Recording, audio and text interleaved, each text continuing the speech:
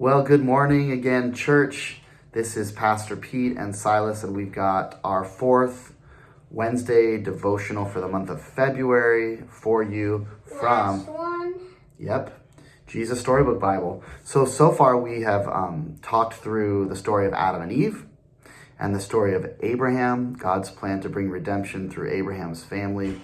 And then last week, David and Goliath, with David pointing us to that ultimate hero, Jesus Christ, who wins the battles for us and slays the giants of sin and death. And today we thought we'd stay with the Old Testament because I love the way these stories point us to Christ.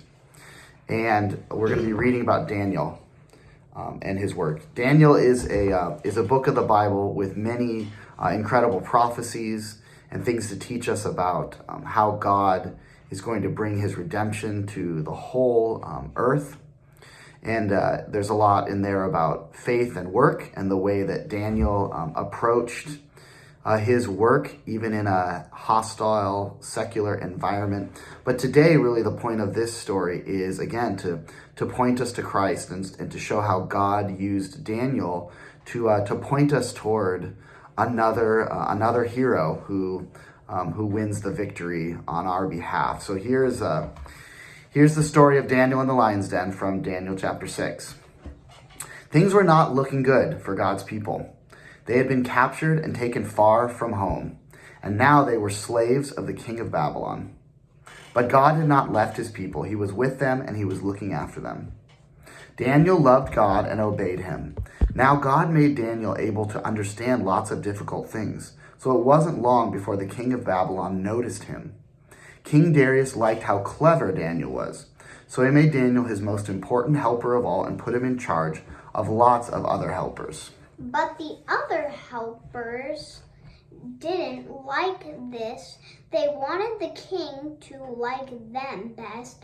They wanted to get rid of Daniel, so they spied on Daniel.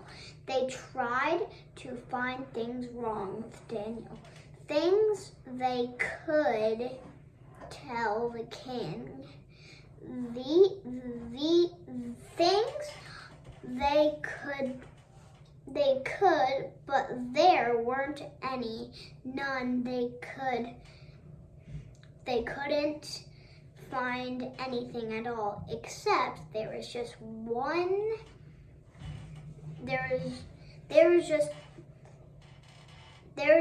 the one thing every day, 3 times a day, without fail. No matter what, Daniel went to his room, closed the door, and prayed.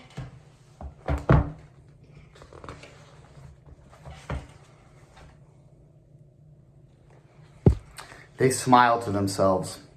Let's get the king to make a law. No one is allowed to pray to anyone except to the king. Daniel won't obey this law and he'll be punished. They were pleased with themselves for being so clever and hurried off to tell the king. The king liked their idea. He didn't know they were tricking him. So he made it into a law. Everyone must pray only to me. If not, the lions will have you for dinner. Daniel heard this. He knew it was wrong to pray to anyone except God. He had to do what God said, whatever it cost him, even if it meant he would die. So Daniel went to his room, closed the door, and prayed.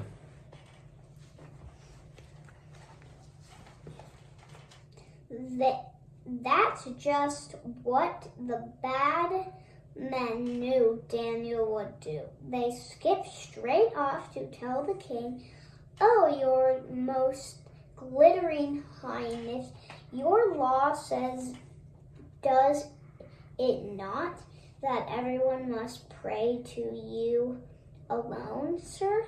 "Yes," said the king. "Oh, majesty, brightness, then correct us if we're wrong." But it would seem that Daniel is praying to God, not to you. The king was sad. He had been tricked.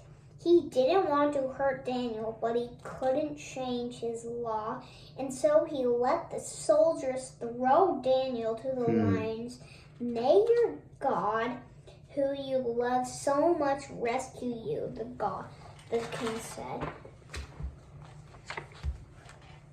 That's the next page. The king went back to his palace, but he didn't sleep that night. Not a wink. He tossed and turned until finally, at the first glimmer of dawn, he leaped out of bed and ran straight to the den. "Daniel," he cried, "has your God rescued you?" "Yes," Daniel shouted. "God sent an angel to close the lions' mouths."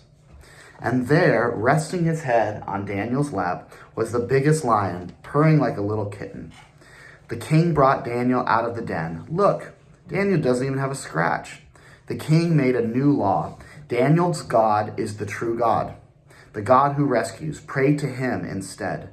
God would keep on rescuing his people, and the time was coming when God would send another brave hero like Daniel, who would love God and do what God said, whatever it cost him, even if it meant he would die. And together they would pull off the greatest rescue the world has ever known. Daniel points us to Christ. Christ put his life on the risk and went all the way to the cross to save us and to rescue us. So what kind of things has God rescued you from? I'd love to hear your stories and love to hear your feedback. Maybe it's something small that he rescued you from this week. Maybe it's a huge time that he rescued you from the life that you were living, the bad direction that you were heading in. And God, by his grace, opened your eyes and put you in a better direction. But God is a rescuing God, and that's what he does, and that's what we give thanks for today. Have a great week.